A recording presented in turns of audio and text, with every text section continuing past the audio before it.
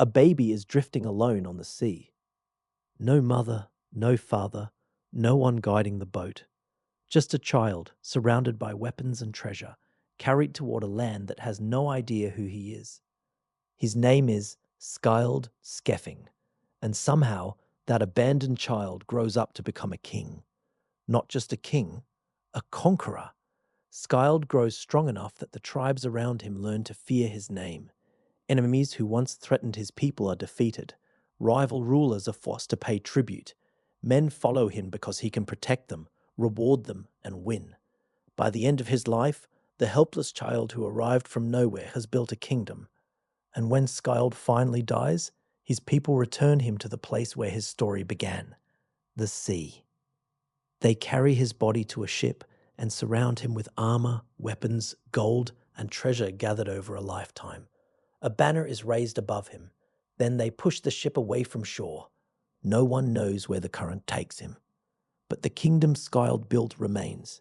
His descendants rule after him, generation after generation, until the crown eventually comes to a man named Hrothgar. And under Hrothgar, the Danes become powerful. His warriors are loyal. His victories multiply. His influence grows.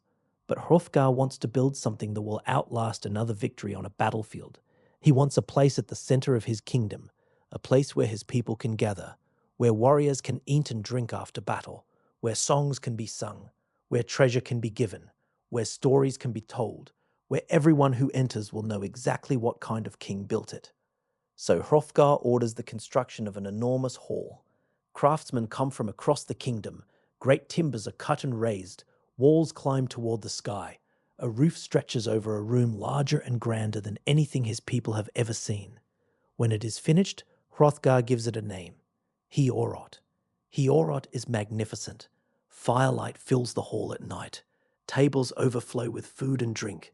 Warriors crowd onto benches while musicians play and poets sing. Hrothgar sits among his people and gives away rings, gold, weapons, and treasure. The hall becomes the beating heart of the kingdom. Night after night, Heorot is filled with laughter, music, stories, celebration, life. And something in the darkness hates the sound of it. Beyond Hrothgar's hall, beyond the farms and roads, the land becomes wild. Cold marshes, black water, fog hanging over the ground, places people avoid after sunset.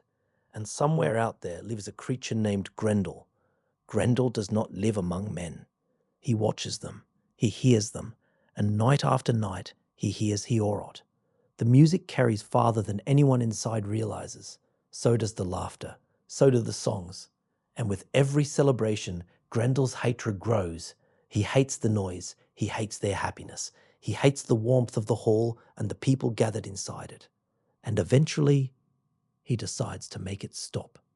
One night, the celebration ends as it always does. The fires burn low. The musicians put away their instruments.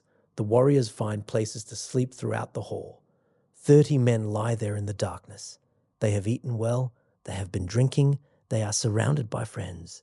They are inside the safest and greatest hall in Denmark. They have no reason to be afraid. Outside, Grendel is coming. He moves through the darkness toward Heorot. No army follows him. He doesn't need one. He reaches the hall, the door gives way, and Grendel steps inside. For a moment, the warriors sleep. Then the killing begins. Grendel moves through the hall with terrifying speed. Men wake to screaming. Some barely wake at all. There is no organized defense, no battle line, no chance to understand what is happening. The thing attacking them is stronger than any man in the room. One after another, warriors disappear into his hands. By the time Grendel leaves Heorot and retreats into the darkness, 30 men are dead. Morning comes, and Hrothgar sees what is left of his great hall. The place he built for joy is covered in blood. Men search the ground outside and find tracks leading away from Heorot, tracks unlike anything they have seen before. They follow them far enough to understand one thing.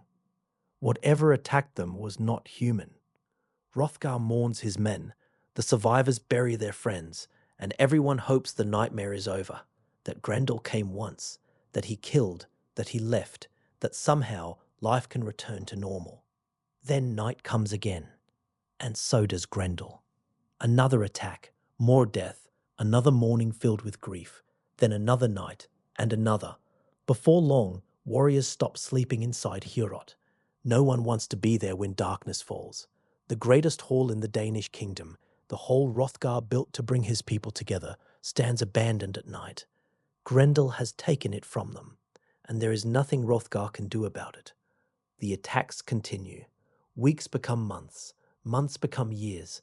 Men try to fight Grendel. They fail. Plans are made. They fail. Promises are made.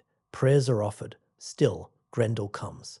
Young warriors grow older knowing that after sunset, the roads around Heorot belong to something else. Children grow up hearing stories about the creature in the marshes. Men who once celebrated beneath Heorot's roof now keep their distance from it after dark. And Hrothgar grows old. Year after year, he watches the kingdom he built live beneath the shadow of a monster he cannot kill. 1 year passes, then 2, then 5, then 10. For 12 years, Grendel terrorizes the Danes. 12 winters, 12 years of empty benches, 12 years of funerals, 12 years of wondering who will be next. The story spread far beyond Hrothgar's kingdom. Travelers carry them from one settlement to another. Sailors carry them across the sea. The story becomes known everywhere. There is a great king in Denmark. He built the greatest hall anyone has ever seen, and every night, a monster owns it. Eventually, that story crosses the water. It reaches the land of the Geats, and there, a young warrior hears the name Grendel.